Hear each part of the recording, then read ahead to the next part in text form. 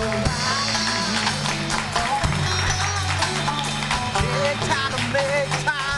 hey!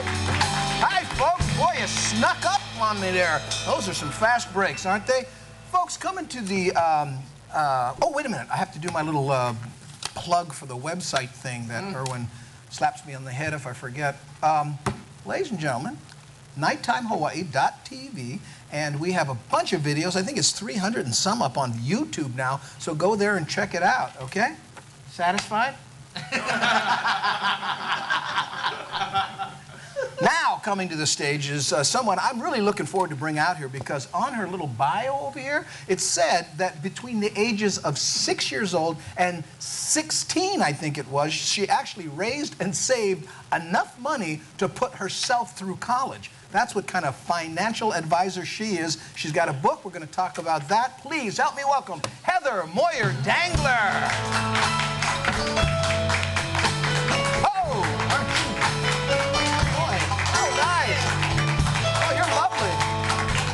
I think a lot of financial advice here. Am I wrong? There you go. So now, was that accurate? Was it 6 to 16 you raised enough money to put yourself through college? Actually, 6 to 17. Six, oh, well, at 17, 1 year ago. Okay, well, then that means nothing. Sorry, guys, that was a joke. It does mean something. But no, you know, I guess that's not surprising that a lot of, 6-year-olds be going, I wonder how I'm going to pay for college. That's correct. Probably not. No? No. Being when we were in the Philippines, my parents provided a lot of opportunities, so I just was a saver. Started a lemonade stand when I was 5 in the Philippines, and went from there, and started weeding when I was 10 and 11 when we were in Eugene, Oregon. I didn't like the weeding, of course, and mowing the lawn. I ran over 2 sprinklers, and that job ended very quickly. Yeah. There goes my profit. Yeah. But my father gave us opportunities, and we worked hard. No, but would you say that the ability, and Richard and I were talking about it during our lunch break over here, some people just have it when it comes to money, you know? Some people don't. Would you say that's inherent?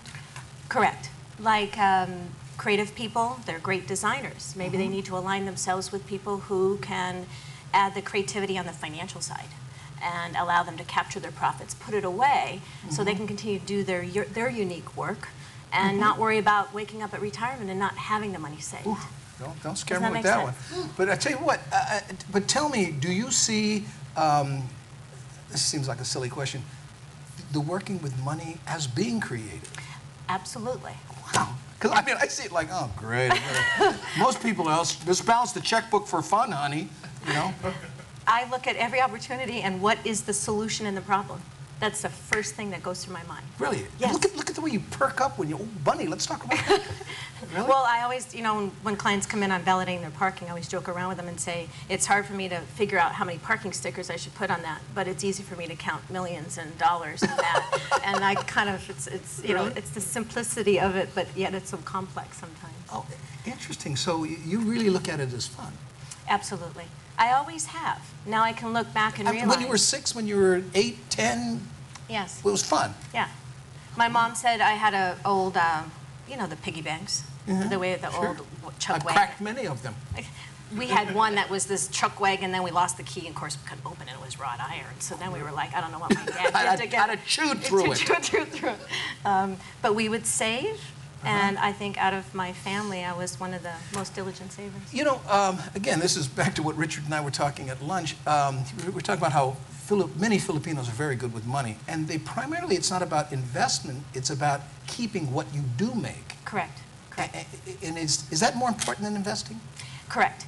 It's looking at how much you're making and then how you can reduce the taxes that come off that, whether you work for somebody or you're self-employed or entrepreneur or whatever it might be. And then where do you save, where do you invest it? But you got to begin from the top and look at all the different layers, because you've got Social Security that comes out, you've got taxes that come out, and then it's not just what rate of return you get and where you place it. You got to look at the top of how much you make, how are you to direct that overall pie, and then how can you reduce the impact that, or the taxes that get paid to Uncle Sam, and then what goes left in your pocket, and then how do you place it, how do you invest it? Man, and it's like the old adage, making it's easy, keeping it's hard. Absolutely. And that's what you do, you help people keep more of it. Yep.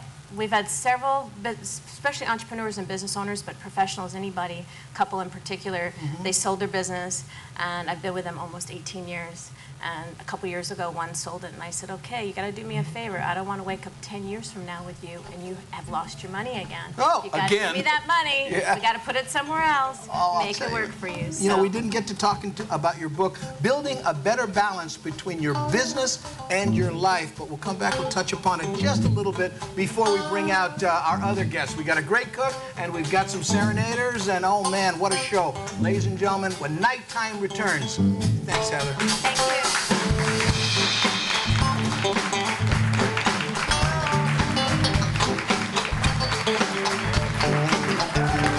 Hi, I'm Brian Clay, and I'd like to tell you a little story about my friend, Brad Yates. Brad's a high-level performance coach, but he was nearly crippled by severe arthritis in his knees.